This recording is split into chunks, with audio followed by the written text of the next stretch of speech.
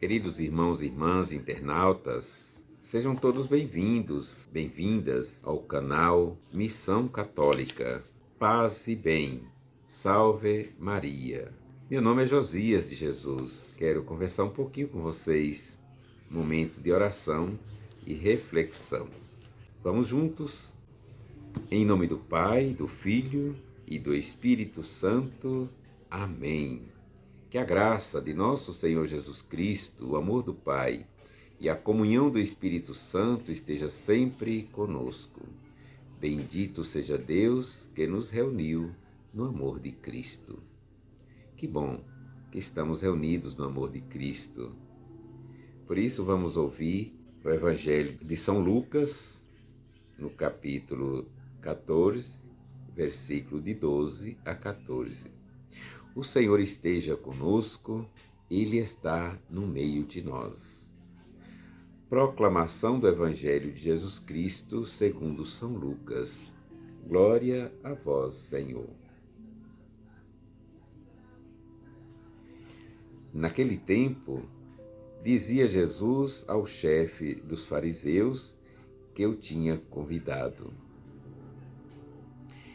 quando tu deres o almoço ou um jantar, não convides teus amigos, nem teus irmãos, nem teus parentes, nem teus vizinhos ricos, pois estes poderiam também convidar-te, e isso já seria a tua recompensa.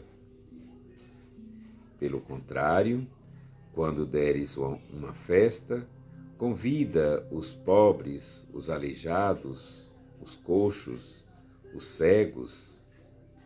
Então tu serás feliz, porque eles não te podem retribuir. Tu receberás a recompensa na ressurreição dos justos. Palavra da salvação. Glória a vós, Senhor. Queridos irmãos e irmãs, de acordo com a palavra de Deus que acabamos de ouvir, quando Jesus convida a essa reflexão da nossa atitude de servir uns aos outros, esse serviço nós devemos fazer despreendidos, não desejar, não querer, não pedir nada em troca daquilo que a gente faz.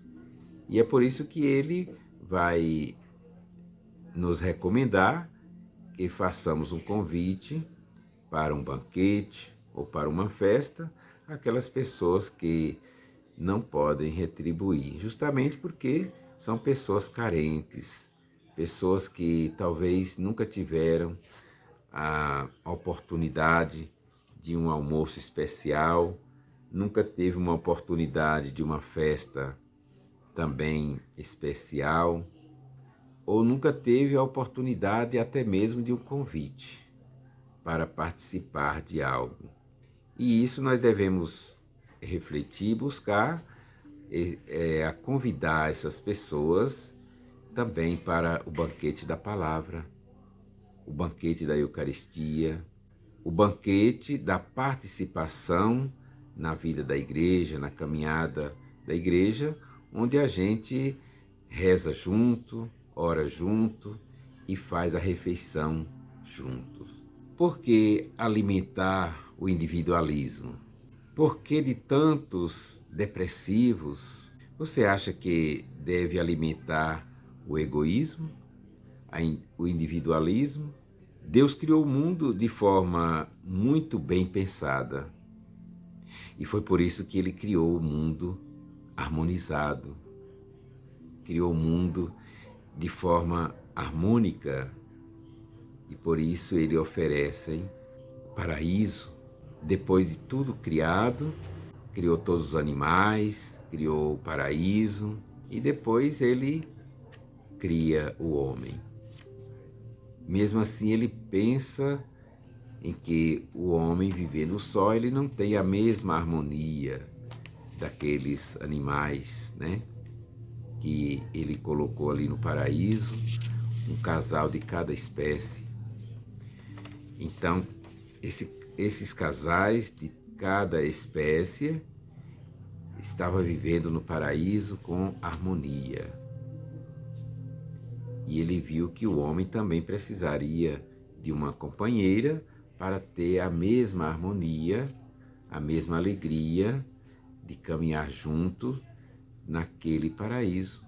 E aí ele tira do homem uma costela e faz uma mulher. E imaginemos também que ele fez o homem uma estátua de barro sem vida, mas depois ele dá o sopro de vida. E esse sopro de vida traz também, junto com a vida, esta vontade de viver com alegria. E para viver com alegria, a gente precisa viver unidos, viver juntos, não viver individual.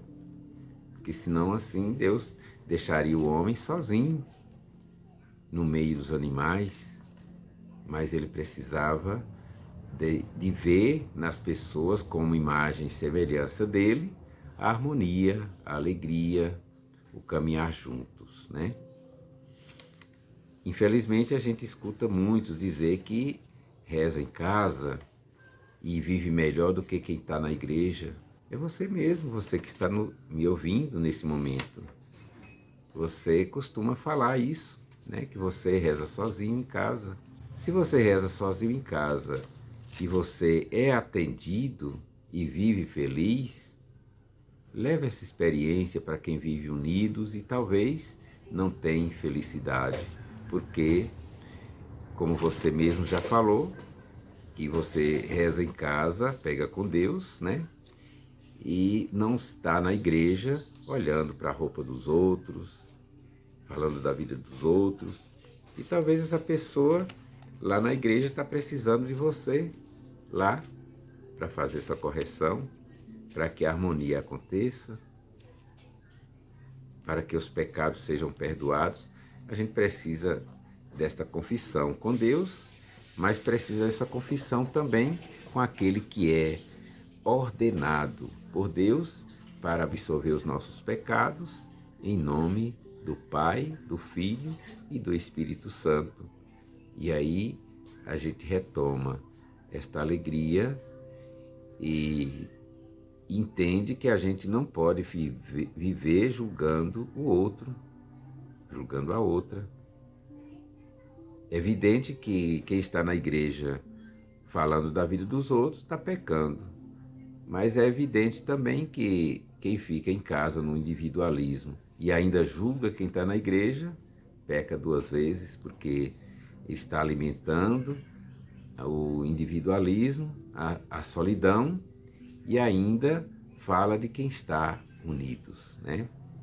Então Deus quer que a gente faça essa correção fraterna, caminhando junto.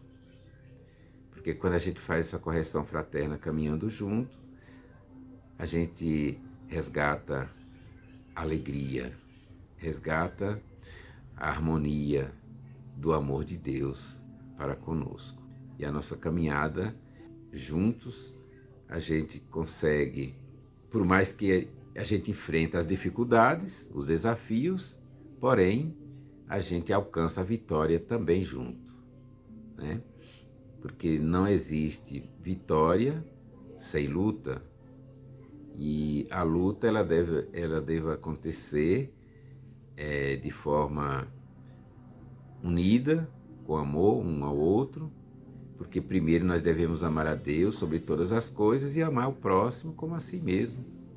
E como é que a gente consegue amar se a gente não conhece, se a gente não caminha junto, se a gente não toma café juntos, se a gente não come o sal juntos, né? Se a gente não reza juntos, não ora juntos, não alimenta da palavra juntos, não alimenta também da Eucaristia juntos. Então a gente precisa dessa reflexão e entender que Deus nos criou para vivermos em comum unidade e também vivermos em comunhão, comunhão com Ele e comunhão com os irmãos. Que Jesus nos abençoe, nos dê força e alimente sempre a nossa fé na nossa caminhada e nos tira do egoísmo, do egocentrismo, do individualismo. E para terminar, vamos ouvir o Salmo 37. Ele diz: Não me abandoneis, Senhor, meu Deus, nem fiqueis longe de mim. Vinde em meu auxílio, ó Senhor, força da minha salvação. Amém? O Senhor esteja conosco, Ele está no meio de nós. Abençoe-nos a Deus Todo-Poderoso, Pai, Filho e Espírito Santo. Amém.